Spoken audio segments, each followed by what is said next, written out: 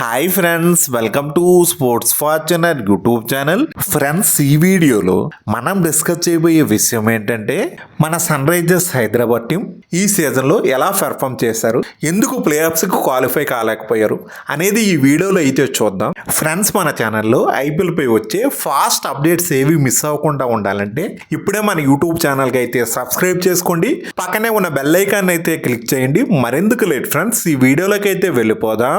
SRH మరొక 2 మ్యాచ్లు మాత్రం గెలుచుంటే ఈ సీజన్లో వాళ్ళు ప్లే ఆఫ్స్కి అయితే క్వాలిఫై అయ్యేవాళ్ళు. లాస్ట్ సీజన్ మిస్ అయిన కప్పు కోసం కూడా ట్రై చేసేవాళ్ళు. లాస్ట్ ఇయర్ వాళ్ళు క్రియేట్ చేసిన ఆ సంచలనాల కారణంగా ఈ సీజన్ బోల్డ్ అంత హైప్తో ఫ్యాన్స్ మితిమీరిన ఎక్స్పెక్టేషన్స్తో ఈ సీజన్ ఐపీఎల్లో వాళ్ళ జర్నీ అయితే స్టార్ట్ అయ్యింది.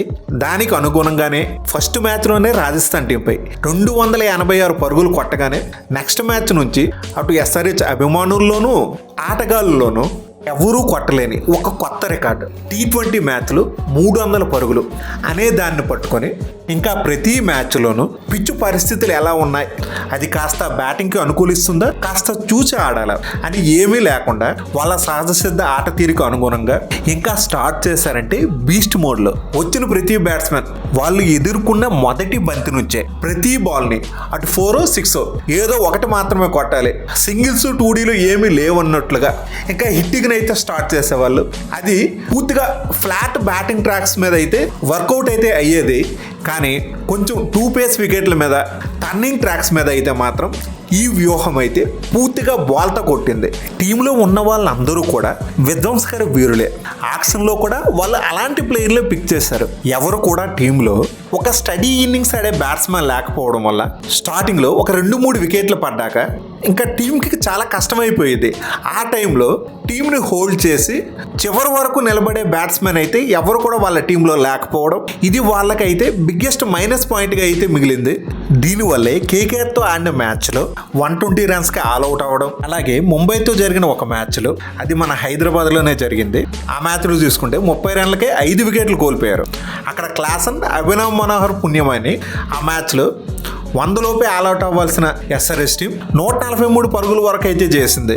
లాస్ట్ సీజన్లో ట్రావిస్ హెడ్, అభిషేక్ శర్మ వీళ్ళిద్దరు జోడీ అయితే మాత్రం కొన్ని మ్యాచ్ల్లో బాగా పెర్ఫామ్ చేశారు, కానీ మ్యాక్సిమం మ్యాచ్ల్లో ఒకరు బాగా ఆడితే ఇంకొకరు ఫెయిల్ అయ్యేవాళ్ళు. ఇద్దరు కూడా లాస్ట్ వరకు అయితే ఆడింది లేదు.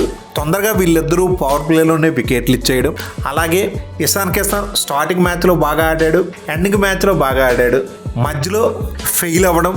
మిడిల్ ఆర్డర్లో ఒక మంచి ఫ్రీ ఫ్లోయింగ్ బ్యాట్స్మెన్, ఇన్నింగ్స్ని హోల్డ్ చేసే ప్లేయర్ లేకపోవడం, ఎస్ఆర్హెచ్ టీం గెలవాల్సిన మ్యాచ్ల్లో ఓడిపోయింది.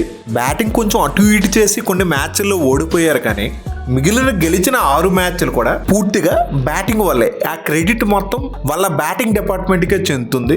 మరి ఈ సీజన్కి వచ్చేసరికి బౌలర్లు అయితే మ్యాచ్లు నిలబెట్టిన సందర్భాలు అయితే ఎక్కడ కూడా కనిపించలేదు. పూర్తిగా మరి వాళ్ళ బ్యాటింగ్ ఫైర్ అయితే ఎస్ఆర్హెచ్ టీం ఆ మ్యాచ్లో గెలవడం లేకపోతే ఓడిపోవడం, ఈ రెండే జరిగేవి. ఆఫ్టర్ ఆక్షన్ చూసుకుంటే లాస్ట్ ఇయర్ కంటే మరి ఈసారి వాళ్ళ బౌలింగ్ యూనిట్ బెటర్గా అయ్యింది. మంచి వికెట్ టేకింగ్ బౌలర్స్ని కొన్నారు. ఇంకా ఎస్ఆర్హెచ్ టీం అటు బ్యాటింగ్ ఇటు బౌలింగ్ రెండింటిలో స్ట్రాంగ్ అయ్యింది. ఆ టీంకి ఎదురు ఉండదు అని అనుకున్నాం. బౌలింగ్ విషయానికి వచ్చేసరికి షమి పూర్తిగా ఫెయిల్ అవ్వడం, ఏకంగా తన యాక్షన్లో 10 కోట్లు ఇచ్చి కొన్నారు. తీరా చూసుకుంటే ఈ సీజన్ తన పెర్ఫార్మెన్స్ 9 మ్యాచ్ల్లో కేవలం 6 వికెట్లు మాత్రమే తీశాడు. మరి తన వల్ల టీంకి ఎన్నో సంవత్సరాలు సర్వీస్ చేసిన భువి, నటరాజన్ లాంటి బౌలర్స్ని అయితే వదులుకోవడం జరిగింది. ఎప్పుడూలాగే ఎస్ఆర్హెచ్ టీంకున్న మరొక ever green problem spin bowling department సరిగా పెర్ఫామ్ చేయకపోవడం. ఈ సీజన్లో కూడా మళ్ళీ అదే రిపీట్ అయ్యింది. యంగ్స్టర్ జేసన్ అన్సారీ తను బాగా పెర్ఫామ్ చేస్తాడు అనుకుంటే తను తేలిపోయాడు. సర్ప్రైజ్గా రాహుల్ చాహర్ని చూసుకుంటే ఈ సీజన్లో ఎస్ఆర్హెచ్ టీం అండర్ యూటిలైజ్ అయితే చేసింది. తనకి ఈ సీజన్ మొత్తం చూసుకుంటే ఒకే ఒక మ్యాచ్లో అయితే అవకాశం కల్పించారు. ఆ ఒక్క మ్యాచ్లో కూడా ఒకే ఒక్క ఓవర్ అయితే తనతో వేయించారు. మరి తనైతే మాత్రం పూర్తిగా యూజ్ చేసుకోలేదు. ఏ టీంలో అయినా విజయాల్లో లెగ్ స్పిన్నర్ అవసరం అనేది చాలా కీలకం. అలాంటిది రాహుల్ చాహర్ని ఎందుకు యూజ్ చేసుకోలేదు? స్పిన్నర్స్ అంటే కెప్టెన్కి నమ్మకం లేదు, కోచ్కి నమ్మకం లేదు, ఏం అర్థం కావట్లేదు. మరి రాబోయే సీజన్లో అయినా ఒక మంచి వికెట్ టేకింగ్ లెగ్ స్పిన్నర్ని అయితే తీసుకోవాలి. అలాగే షమి ఫెయిల్ అయినా తనకి అవకాశాలు కల్పించారు, కానీ ఎక్సలెంట్ బౌలింగ్ ఫిగర్స్ నమోదు చేసిన జయదేవ్ ఉన్నక్కదత్ మరి తనకైతే మాత్రం ఈ సీజన్ మొత్తం అవకాశాలు అయితే కల్పించలేదు. మరి తనకు వచ్చిన లిమిటెడ్ ఛాన్సెస్లో తనైతే చాలా ఇంప్రెస్ అయితే చేశాడు. 7 మ్యాచ్లు ఆడి 11 వికెట్లు అయితే పడగొట్టాడు. హర్షల్ పటేల్ మరోసారి సీజన్ సెకండ్ హాఫ్లో మంచిగా అయితే రాణించాడు. మరి ఈ సీజన్లో చూసుకుంటే SRH టీం తరపున హైయెస్ట్ వికెట్ టేకర్. 13 మ్యాచ్ల్లో 16 వికెట్లు అయితే పడగొట్టాడు. కెప్టెన్ కమిన్స్ కూడా సేమ్ 14 మ్యాచ్ల్లో 16 వికెట్లు అయితే తీశాడు. నెక్స్ట్ ఇయర్ కూడా SRH టీం అయితే టీంలో పెద్దగా చేంజెస్ అయితే చేయనవసరం లేదు. ఆల్రెడీ SRH టీం అయితే మంచిగా అయితే సెటిల్ అయ్యింది. ఈ సీజన్లో ఇప్పుడు గెలిచిన 6 మ్యాచ్లతో పాటు అట్లీస్ట్ మరొక 2 మ్యాచ్లు అదనంగా గెలుచుంటే కథ అయితే మాత్రం వేరేలా ఉండేది. వాళ్ళు ప్లేయర్స్కు వెళ్ళేవాళ్ళు, ఇంకా ఆ తర్వాత ఎంత దూరం వెళ్ళేది అనేది ఆ టీం ఆడేదాన్ని బట్టి అయితే ఉండేది. బట్ ఈ సీజన్లో వాళ్ళు ప్లేయర్స్కి వెళ్ళకపోయినా నెక్స్ట్ సీజన్లో టీంలో పెద్దగా మార్పులు చేయని అవసరం లేదు. మాక్సిమం టీంలో మంచి పర్ఫెక్ట్ స్క్వాడ్ ఉంది కాబట్టి మంచి ప్లేయర్లు అందరినీ కంటిన్యూ చేసి అక్కడక్కడ చిన్న ప్రాబ్లమ్స్ అయితే ఉన్నాయి. టీంలో ఒక మంచి ఇన్నింగ్స్ను హోల్డ్ చేసి లాస్ట్ వరకు నిలబడగలిగే ప్లేయర్ ఎవరైనా ఉంటే ఆక్షన్ టేబుల్ మీదకి వచ్చేటప్పుడు తీసుకోవడం, అలాగే మంచి లెగ్ స్పిన్నర్ని గుర్తించి తీసుకోవడం, ఫాస్ట్ బౌలింగ్లో టీంకి ఉపయోగపడే మరిన్ని రిసోర్సెస్ని అయితే యాడ్ చేయగలగాలి. ఈ సీజన్లో SRH టీం నుంచి వచ్చిన బిగ్గెస్ట్ పాజిటివ్ న్యూసెస్ అయితే చూద్దాం. అందులో మొదటిది లోయర్ ఆర్డర్లో టీంకి యూస్ఫుల్గా ఉండే మంచి finisher youngster Aniket Varma find. ఇది మాత్రం SRH టీంకి అయితే ఒక మంచి ట్రెజర్ లాంటిది. ఈ సంవత్సరం ఈ యంగ్స్టర్ ఫియర్లెస్ బ్యాటింగ్ అనేది మాత్రం చాలా అయితే ఇంప్రెస్ చేసింది. లాస్ట్ ఇయర్ SRH టీంకి నితీష్ కుమార్ రెడ్డి ఎలా ఎమర్జ్ అయ్యాడో ఈ సీజన్లో అనికేత్ వర్మ అయితే SRH టీంకి అలా ఎమర్జ్ అవ్వడం అయితే జరిగింది. అనికేత్ వర్మ చూసుకుంటే ఈ సీజన్లో 14 మ్యాచ్లు ఆడి 166 స్ట్రైక్ రేట్తో 236 పరుగులు అయితే చేశాడు. ఇవి లోయర్ ఆర్డర్లో మోస్ట్ వాల్యుబుల్ రన్స్. అలాగే మరొక యంగ్స్టర్ అయిన హర్ష్ దుబేని ఫైండ్ చేయడం, తను రీప్లేస్మెంట్గా వచ్చిన ప్లేయర్ లాస్ట్లో మంచిగా అయితే తను డెలివరీ చేయడం అయితే జరిగింది. ఈవెన్ జేసన్ అన్సారీ కంటే బెటర్గా అయితే బౌలింగ్ చేశాడు. అలాగే తనకి మంచి బ్యాటింగ్ ఎబిలిటీ కూడా ఉంది. ఒక మంచి బౌలింగ్ ఆల్రౌండర్. ఫ్యూచర్లో టీంకి మంచిగా అయితే యూస్ఫుల్గా ఉంటాడు. అలాగే మెయిన్ ఫాస్ట్ బౌలింగ్లో ఇషాన్ మలింగా లాస్ట్లో SRH టీం వరుసగా మ్యాచ్ గెలిచిందంటే ఆ టైంలో ఇషాన్ మలింగా చాలా కీ రోల్ అయితే పోషించాడు. డెత్లో వచ్చి మంచిగా అయితే బౌలింగ్ చేశాడు, వికెట్లు తీశాడు, ఫ్యూచర్లో టీంకి ఉపయోగపడతాడన్న భరోసా కూడా ఇచ్చాడు. మరి ఈ సీజన్లో ఇషాన్ మలింగా చూసుకుంటే 7 మ్యాచ్లు ఆడి 13 వికెట్లు అయితే పడగొట్టాడు. తనకు మొదటి నుంచి అవకాశాలు లభించలేదు, కానీ బహుశా తనకి ఛాన్సెస్ అనేవి దొరుకుంటే ఈ సీజన్లో SRH టీంలో హైయెస్ట్ వికెట్ టేకర్గా తనే ఉండేవాడు. ఒక ట్రంప్ కార్డులో అయితే SRH టీంకు మారేవాడు.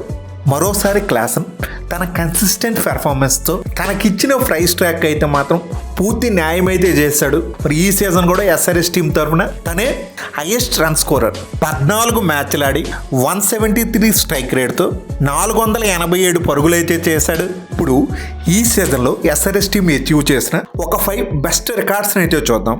ఫస్ట్ది అయితే IPL second best highest ever total 286 పరుగులు RR టీంకి ఎగనెస్ట్గా అయితే చేశారు. సెకండ్ రికార్డ్ అయితే IPL హిస్టరీలో సెకండ్ హైయెస్ట్ బెస్ట్ చేజ్ 247 పరుగులు పంజాబ్కి ఎగనెస్ట్గా అయితే చేజ్ చేశారు.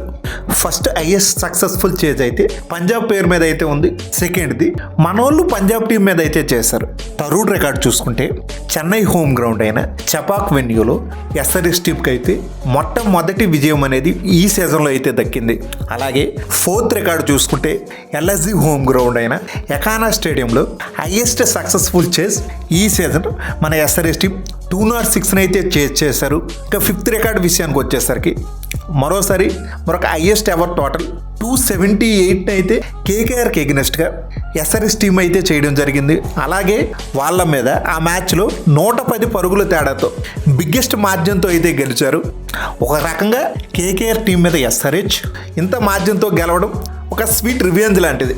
నెక్స్ట్ యంగ్స్టర్స్ అయిన ఇషాన్ కిసాన్, నితీష్ కుమార్ రెడ్డి వీళ్ళిద్దరూ ఈ సీజన్లో ఫెయిల్ అయినా నెక్స్ట్ సీజన్ వీళ్ళని SRH టీం రిలీజ్ చేసే ఛాన్సెస్ అయితే లేవు.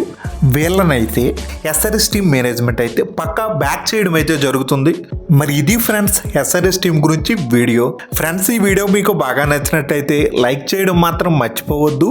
అలాగే మన ఛానల్లో IPL పై వచ్చే చిన్న పెద్ద అప్డేట్ ఏది కూడా మిస్ అవ్వకుండా ఉండాలంటే ఇప్పుడే మన యూట్యూబ్ ఛానల్కి అయితే సబ్స్క్రైబ్ చేసుకోండి. పక్కనే ఉన్న బెల్ ఐకాన్ అయితే క్లిక్ చేయండి. నేను మిమ్మల్ని మరో ఇంట్రెస్టింగ్ వీడియోతో మళ్ళీ కలుస్తా. Thank you. By bye friends. జై హింద్.